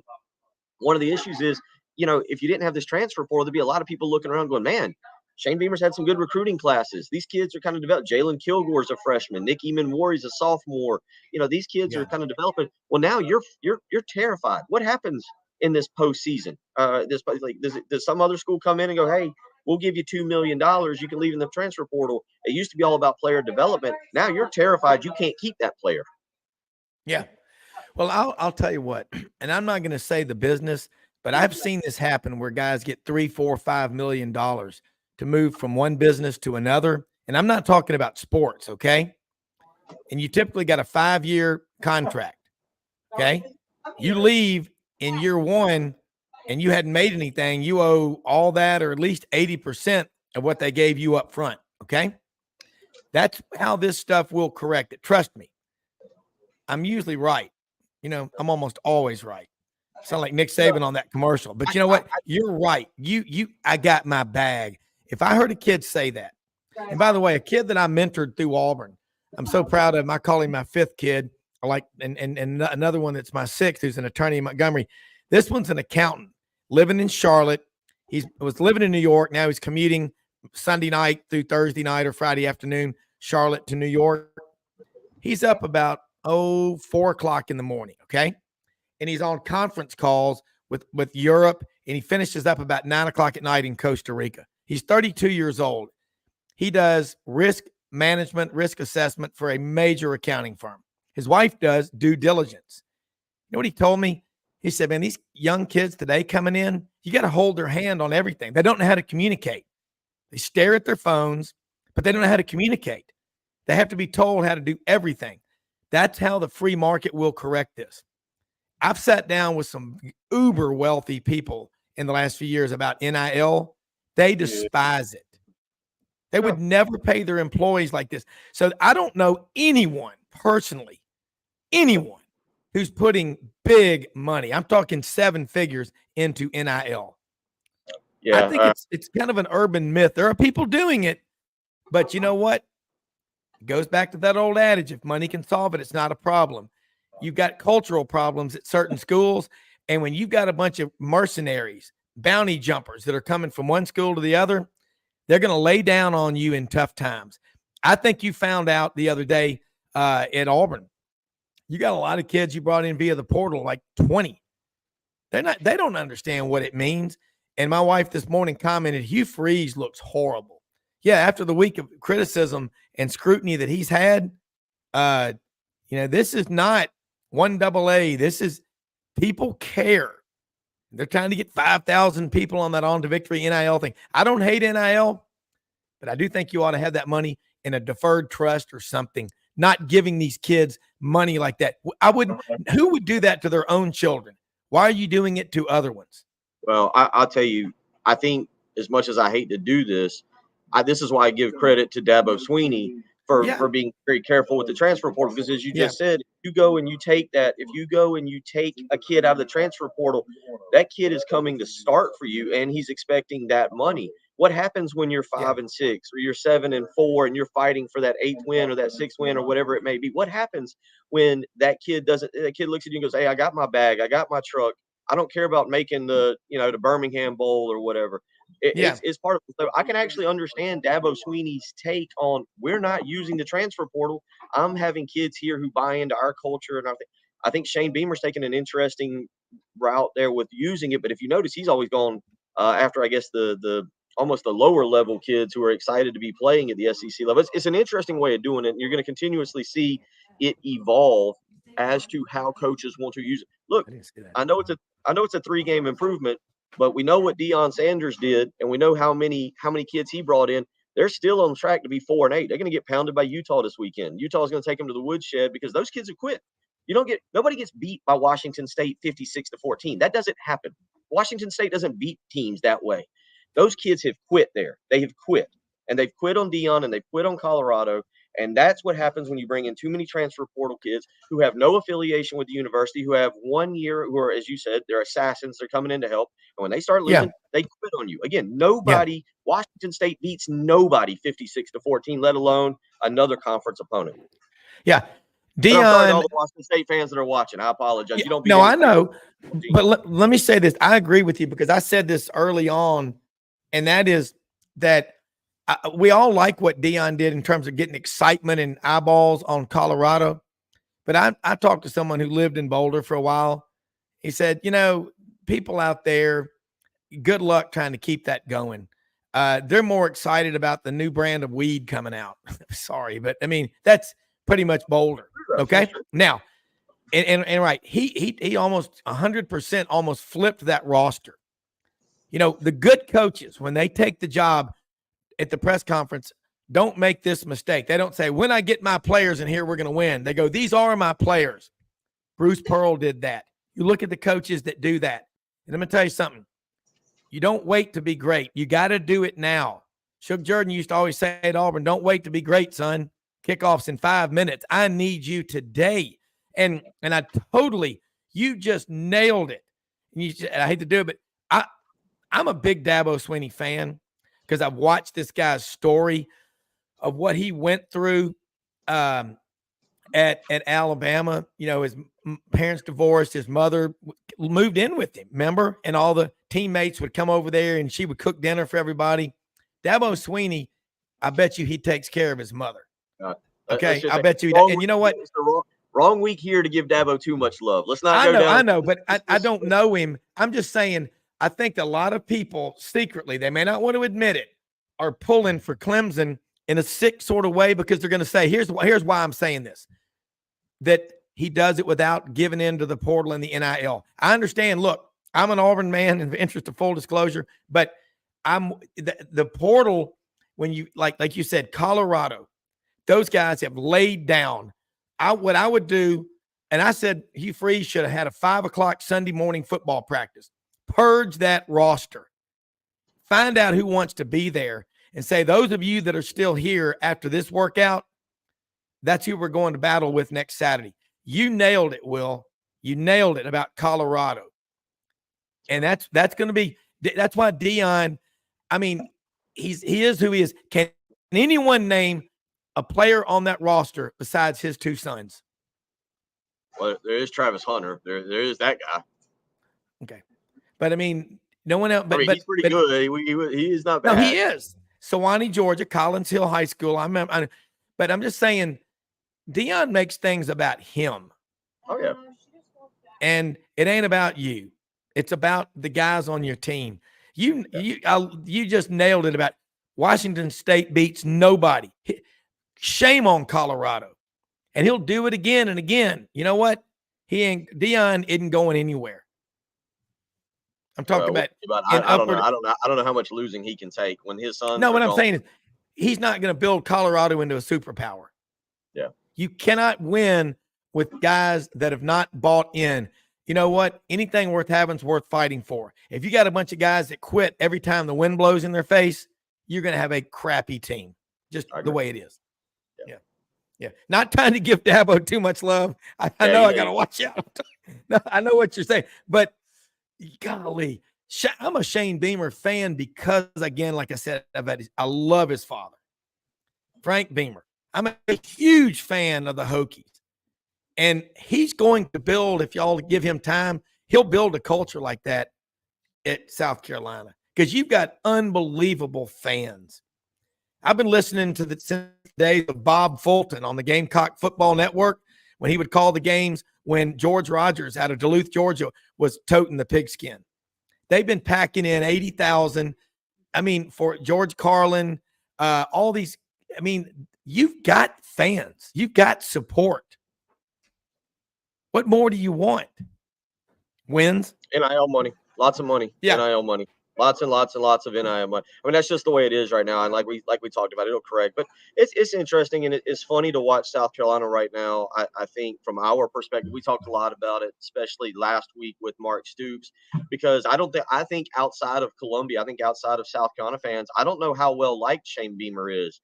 You know, his excitement, Shane Beamer's excitement, Shane Beamer's energy, it's annoying. It's annoying sometimes to like he's told his own fan base to find joy and to not be miserable. You know, people see him on the sideline clapping when they're and look, the culture, what you're talking about, the culture is 100% right. It really doesn't matter what fans think. It's what is occurring inside of that football facility over there. What's happening in the weight room and what's happening on the practice field and what's happening, you know, in the off season. That's what matters.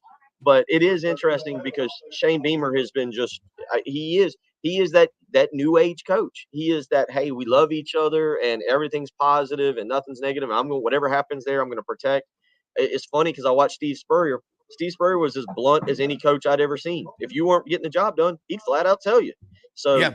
Beamer's a little bit different that way. But obviously they need to win Saturday.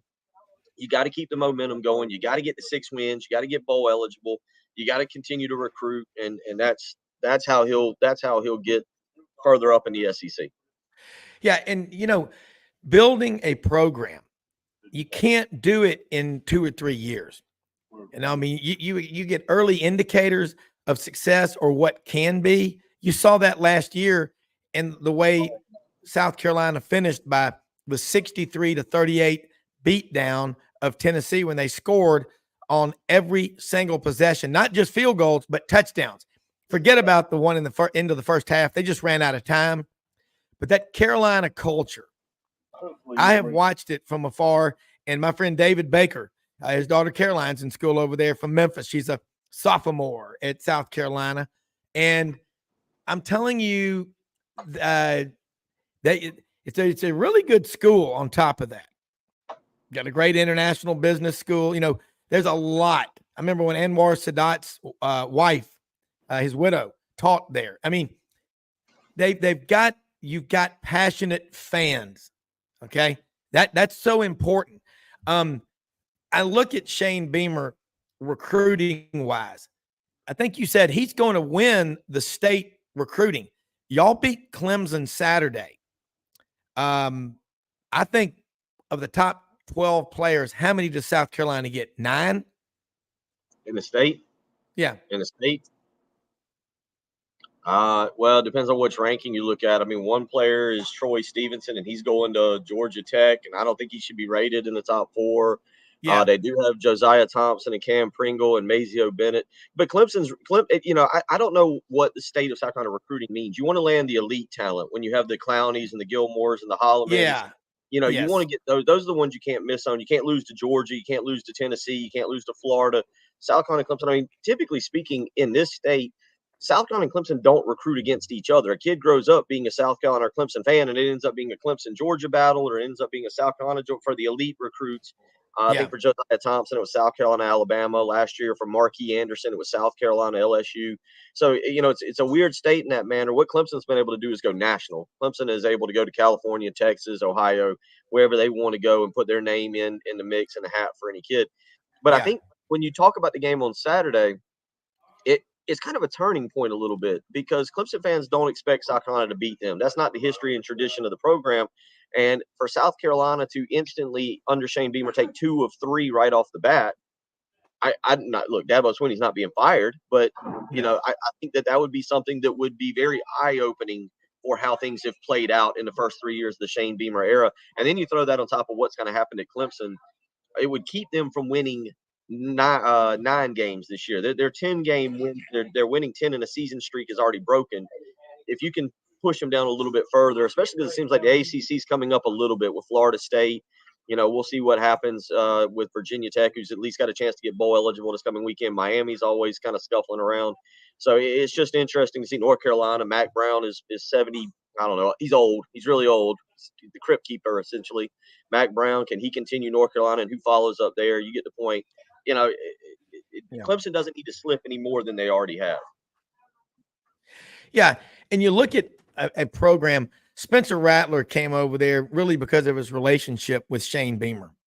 And, and he's going to be probably what most people say now, a 3rd-round draft pick. But when he goes to the combine and look at all of his measurables, it's going to be fun. It's going to be fun to watch how he does. But, and you mentioned the ACC, and you're over there, right, in a state that has ACC, SEC. FSU will struggle on Saturday. They might. I think they're a 6.5 or 7-point favorite at Florida. That's terrible what happened to Jordan Travis. But man, the focus, the excitement will going into December 3rd. That Sunday will be Selection Sunday. We'll know who the 4 teams are in the college football playoff. Man, it's a tight race. Oregon, Washington, Texas, Alabama, of course, Michigan, Ohio State, Georgia. There's this narrative. If Georgia doesn't win by enough, they shouldn't be in the playoff. I'm telling you, Georgia, even if they were to lose 21-20 in the SEC championship against Alabama, still deserves to be in the college football playoff. But I don't want to say it's because of what they've done the previous 2 years. It's that they beat 3 ranked teams in a row. Nobody's giving them credit for that. Well, how do you force somebody to play a 13th game and then if they lose and they have 1 loss just like Alabama? I mean, how do you measure? Okay, Alabama's loss to Texas is better than Georgia. I don't get. Look, I will say this: I don't like the transfer portal. I don't like NIL, but and this is a big caveat. If this is what we get in college football, where as you just said, there's 10 teams who you could probably put in that college football playoff and be competitive, maybe 12. I love college football because of that. If that's what I get and I have to deal with this awful stuff, you know what? Sign me up, because we don't have a dominant team this year. And I'm not sure we're going to have a dominant team moving forward. If you look at the Georgia Bulldogs right now, what they're trying to do recruiting-wise, what Georgia's done is that Georgia is literally taking every defensive lineman they can find in the country. I mean, I think they've got 5 interior defensive tackles. They've signed 5.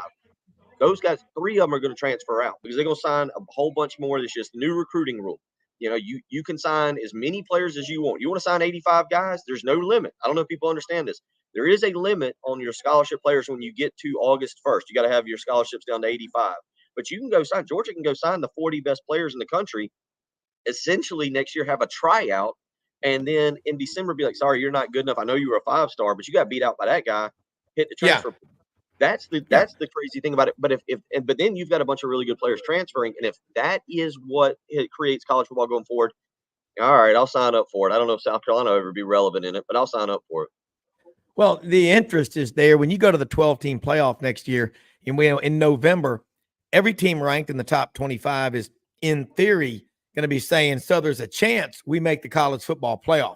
It's going to keep fans from checking out in late October. They're going to be watching every game. My son Wilson said it early this season. He said, man, this season is every weekend has been like March Madness opening weekend on Thursday, Friday, Saturday, Sunday. That's about as good as it gets in sports. We're going to now do that in football, and that's exciting. And I think that you're right. In my opinion, if you want to make the NIL money work, you cannot deny people the right to make money. I'm a right-wing capitalist, firmly believe in capitalism, free markets. return on investment is what will correct this thing. Okay. Because when someone buys a bond from me, a 5% tax-free municipal bond, they know on that $1 million, they're going to get $50,000 federal and state tax-free income. They just want to know that. When you're paying NIL to a 17 or 18-year-old kid who has not played in college yet, you don't know if he's going to get homesick and cave. And then all of a sudden, he went from being the best player on his team to he gets to Columbia, and it's like, well, let me tell you what, there's over 100 kids on this practice field today. You know what every one of them can say? I was the best player on my team, or the best player in my state, or the best player in the country at my position. In fact, he may be the number one player in the country, like Jadeveon Clowney was out of Rock Hill, South Carolina. That's what people got to understand, put things in perspective. Hey, hang on with us if you can. We're going to bring in Yancy Porter, Rebel Yell Hotline over in Oxford, if you can, Will. And Will, real quick, before we go to Yancy, let people know about you do a great show every day. And I've liked you since I met you and been having you on the show. But I think what you did the other day just speaks volumes to raise over $30,000 for somebody that is, fighting an illness and help with their medical expenses. You are a damn good Gamecock. Not a damn good dog, but a damn good Gamecock. Just a damn good person. But tell them how they can follow you on your great show you do statewide in the Palmetto State every day. Yeah.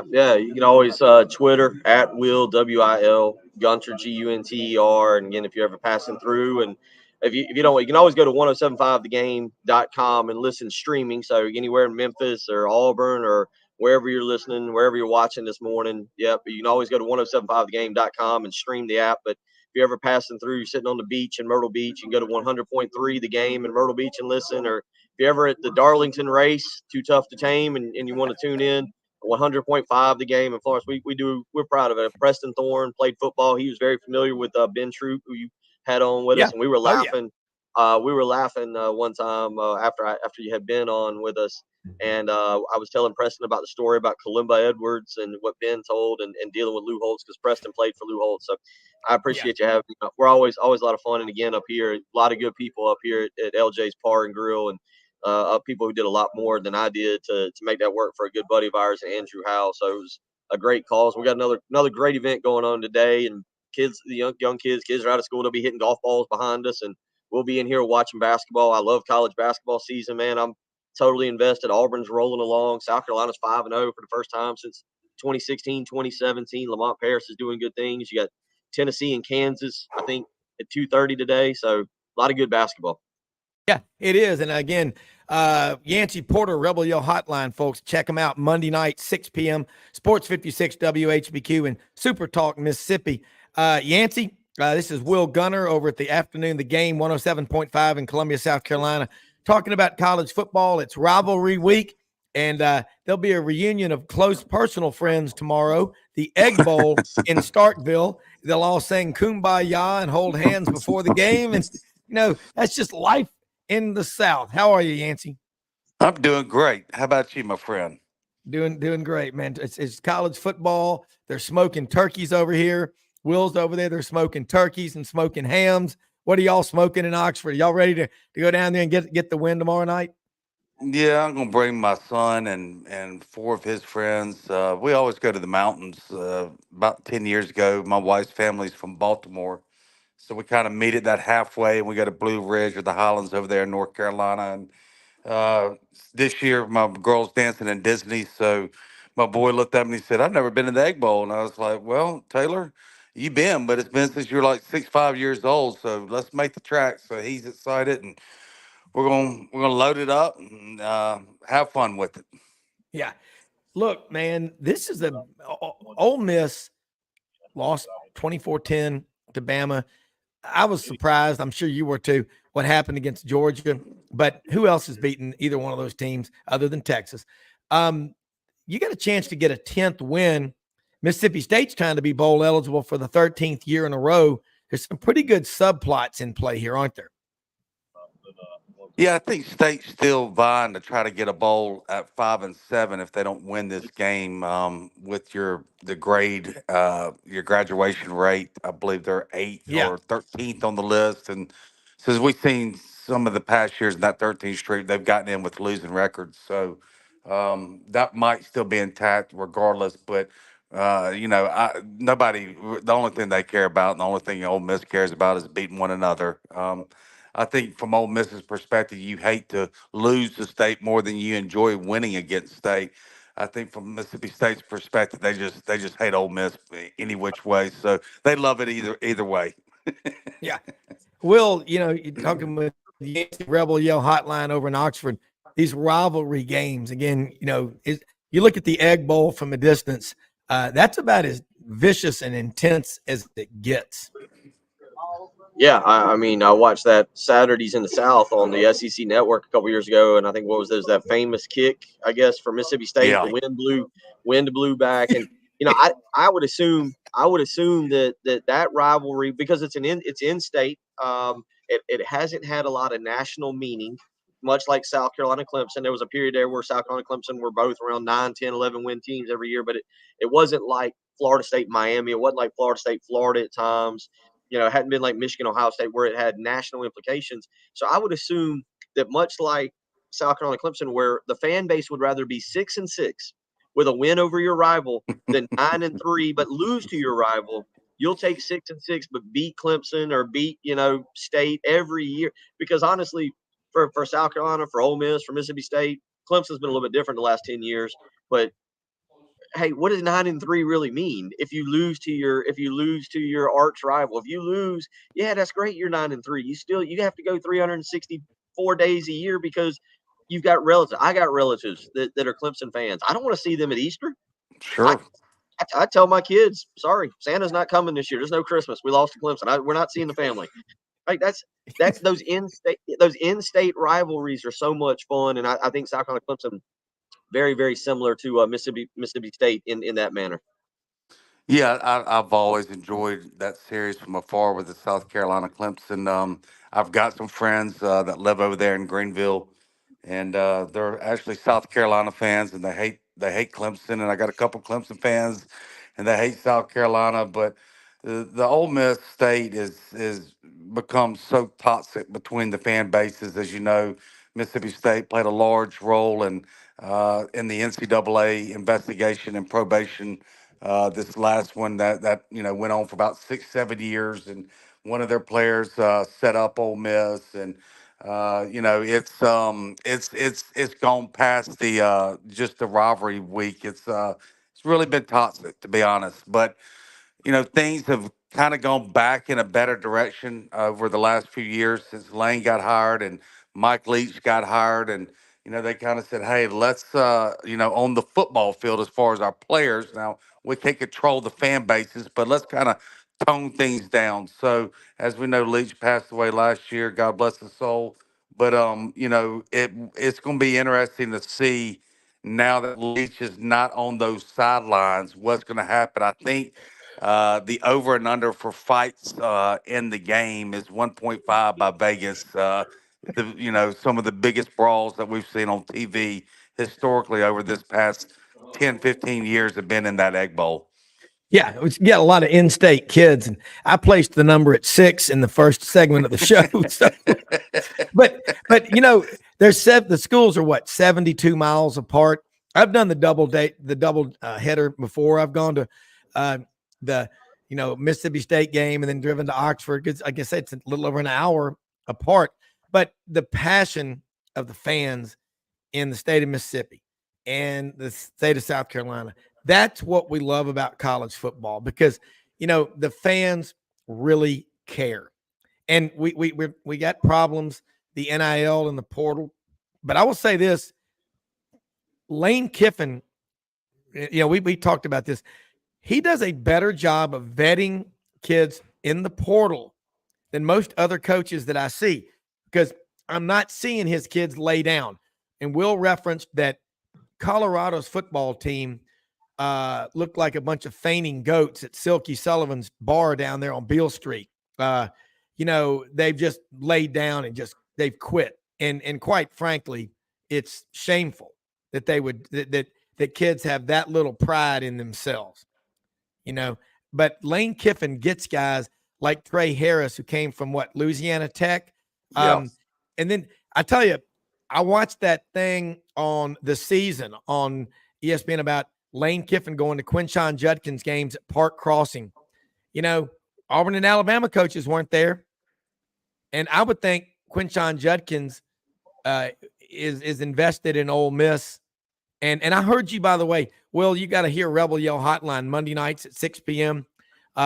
Great show.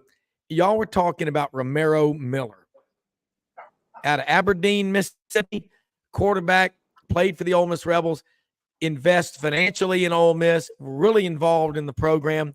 And I think you said he has an insurance agency in Olive Branch, Mississippi, DeSoto County, right outside, across the state line from Memphis. But you got to love players like Romero Miller, don't you, that never forget the opportunity they were afforded. People think, that the athletes, it's all about them. It's about both of them, and Romero gets it. I'm proud of that guy. Yeah, I mean it's just unusual. I mean, you see it from schools across the country for former players, especially ones that have made it into the league and made a lot of money, to really invest in emotionally and financially back into their program. We see some players that invest financially. We've seen some players emotionally, but not the combination. I don't know why. It's just an interesting phenomenon that I've never really understood, but you have former players that come back, and we saw the Miami and players coming back, standing on the sideline and being into the program when things were good, right? But Romero has stuck with them through thick and thin, bad times. As you know, Ole Miss, you go through 4 good years and then you go through 4 bad years. They're a very streaky university in football. So, he's been with them through the thick and thin, and he's around as much as any fan is, if not more. And yeah, I mean, he's a high character guy, and I'm proud of Romero for a lot of reasons.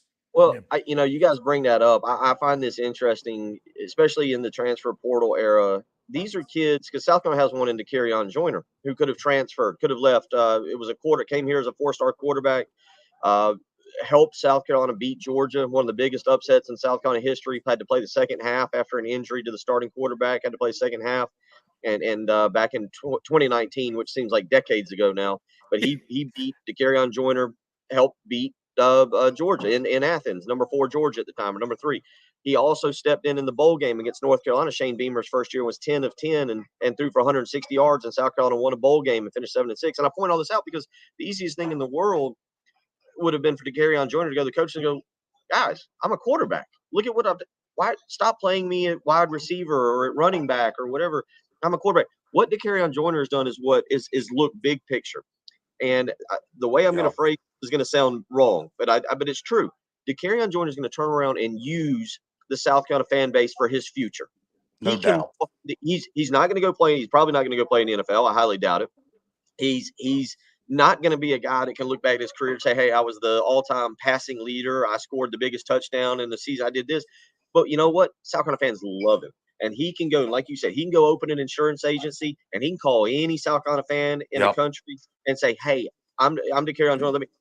And players that understand that I'm using my university. I'm using, that's what it is. You're using your time there to then build your future. South Carolina just had a 5-star defensive end from right down the road, Jordan Birch. Yeah. Average career, transfers out to Oregon, having a good season. He'll probably get a chance to play in the NFL. Nobody here wants to deal with him outside of his family. He will never be able to come back and use the South Carolina fan base to make money, to build his future. De'Carrion Joyner always will. De'Carrion Joyner, y'all talk about Romero Miller there. Hey, that's smart. That's business. These are my contacts. These are the people that love me because of what I did, the blood, sweat, and tears I put in. I'm going to turn around and use them to secure my future. It's very smart on players, and a lot of players don't get it. A lot of players do not understand the concept of, I just spent 5 years working for these people for them to buy jerseys that I didn't get a penny of, for all this. I'm going to turn around and use them now to build my future. And those are the smart kids that understand how to use the college education.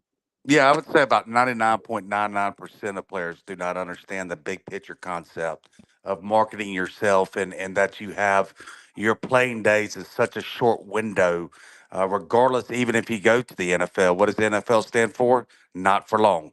So yes, you've got the rest of your life to live, and I've had so many talks with players in the past.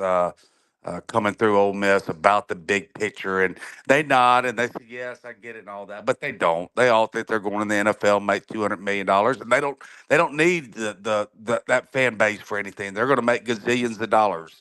Even the ones that ride the pine for some reason think that. So it is a very hard thing to drill in those thick skulls that you got to think about the big picture. And you're right, with the portal, the NIL era, and the portal.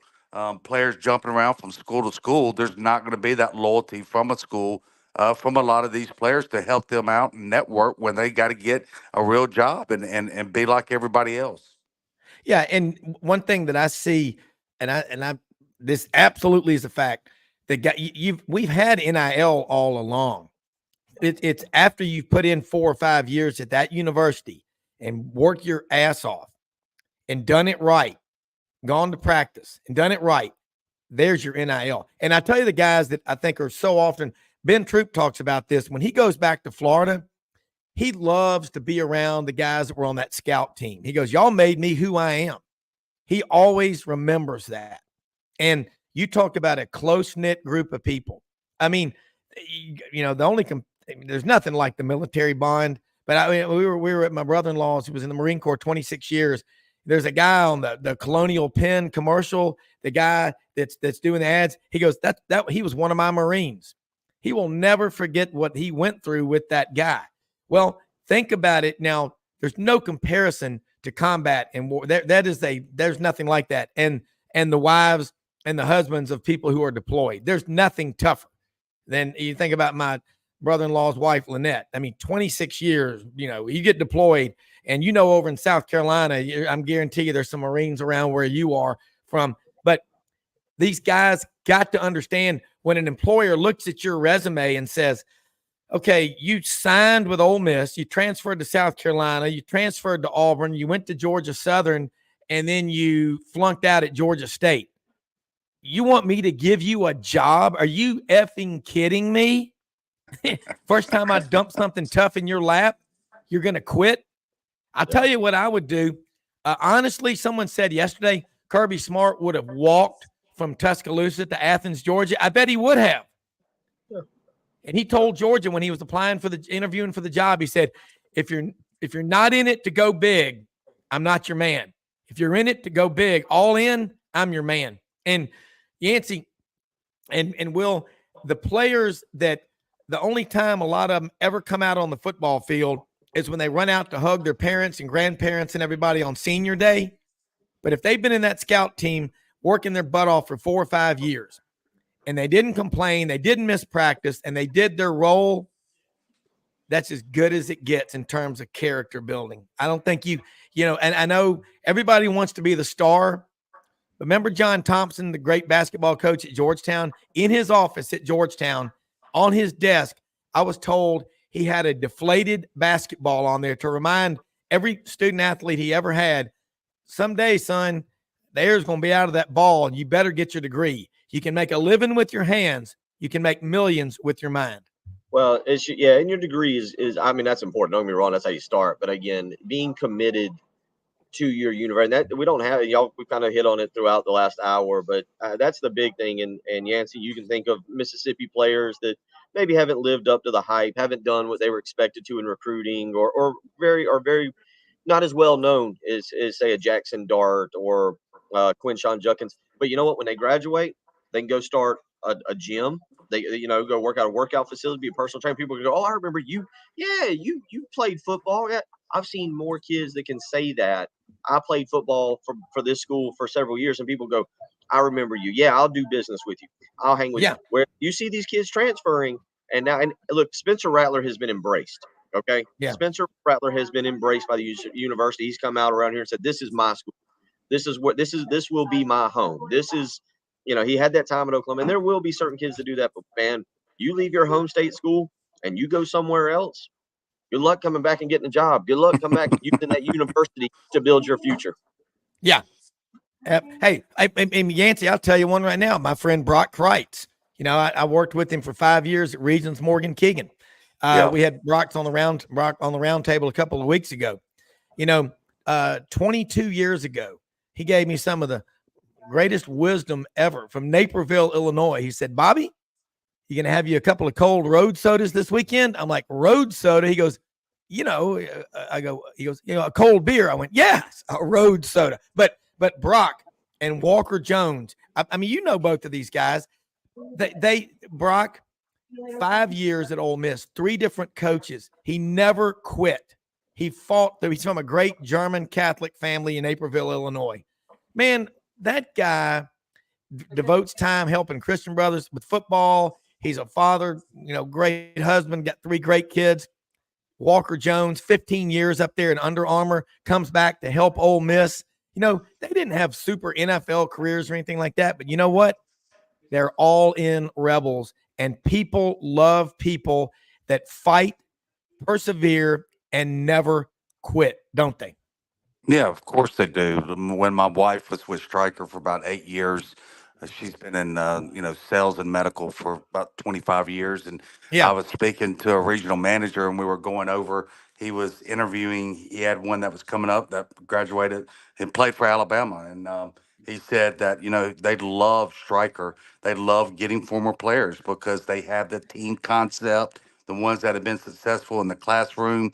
The ones that have been successful in fighting, they love former walk-ons. They love players who didn't get a lot of playing time because those guys had to fight and scratch and claw their whole way through college. So there are a lot of assets that players have that they don't know coming out of college. And it hurts to see so many players struggle out of college, not knowing where to go with their career because the roads are wide open. And the easiest way is like we've been discussing on the show is to stay loyal to the school you sign with and have those doors open from that fan base. And as you've seen with Brock and Walker, that has helped them immensely. And I'm sure Will can count, countless players over there at South Carolina. That's been the same thing over there. Well, think about we're about out of time. Marcus Lattimore from Burns. Oh my God. Think about him. And he came back to South Carolina. That guy loves that university. And I have a boatload of respect for him. He fought through tough times. He came back. He kept fighting. He got knocked down. He got back up. But he's a fighter. He's a winner. And whatever business he's in, people are going to remember that guy won't quit. And if he's working for me, I can count on him. You know what? Pain is temporary. Pride is forever. Yeah, I mean, my radio co-host Preston Thorne was a good defensive lineman under Lou Holtz. It was a good defensive, but he never sniffed the NFL. Never had a chance. He was 6 foot. He was 290. He was a scrapper, a fighter. Let me tell you, if he'd have transferred back in the day, he'd never be the co-host. I mean, that wasn't my decision. I'm just telling you, you wouldn't have. I'm not saying, I'd have never. I like him. I agree. But he would have never gotten that opportunity. And you're. And that's the thing that kids have to understand. Okay, I'm not playing here. It's one thing to transfer down to say, an FCS school. I get that. But to just up and leave man, it's a big picture deal. And a lot of kids are going to miss the boat on that as we move through this new era of college football. Yeah, look, we've run out of time, guys. Hey, Rob, real quick. Would you rather finish 6-6 like Auburn and win this game against Alabama? Or would you rather go 10-2 and lose to Alabama? Give me a win over Alabama any day. Is the Pope Catholic? The only caveat to that, is 10-2 getting him to the SEC championship game. Yeah, that's the only caveat. That is, South Carolina Clemson can't say that. It doesn't affect conference. That's the but we need baby steps right now, Rob, don't we? Just beat Bama. Baby steps. That's right. And I got to tell you, man, folks, you need to follow Yancy Porter just like you need to follow Will Gunter. Yancy Porter, Rebel Yell Hotline. Monday night, 6 p.m., Sports 56 WHBQ in Memphis, Super Talk, Mississippi. Listen, man, we'll have a great Thanksgiving with you and your family. Yancy, same to y'all as well. Everybody listening, our viewers, our sponsors, we got a growing show, but I always go back to Pat Sullivan's Heisman speech. Every time you step out on that field, it's not just one person, it's an entire group. And you thank everybody that helps you get there. Always give back. Most often we see the face of Christ in the least among us. We live in the greatest country in the history of the world. When you sit down to eat victuals and think about what Thanksgiving's all about tomorrow, just remember how blessed we are and go out and bless others every chance that you get. Never miss an opportunity to be good and kind. Hey, Will, again, happy Thanksgiving. Thanks for staying with us. LJ's Par and Grill. I love it in Columbia, Grill. South Carolina. Par like Y'all take golf, care. grill like Yep. All right. Well, we'll be back on the day after Thanksgiving. We're taking off tomorrow. Everybody have a great time. We are out of here.